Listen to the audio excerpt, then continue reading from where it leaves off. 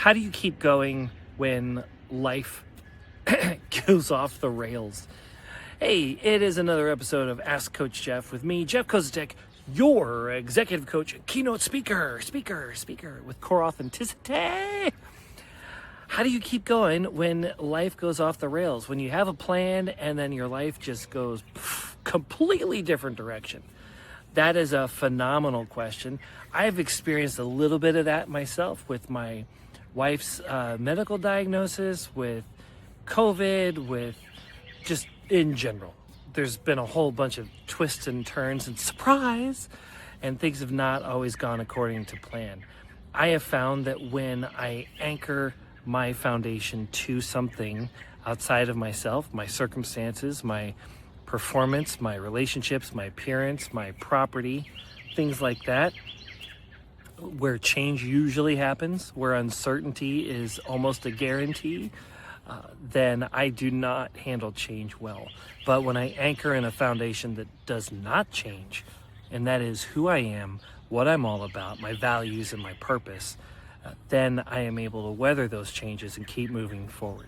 Everything's going to change. We make a plan to get out the door, and then after that, it's all about bobbing and weaving and making adjustments as we go. If we anchor ourselves to something outside of us, performance, property, appearance, circumstance, or relationships, and then those change, that's usually when we become overwhelmed and stuck.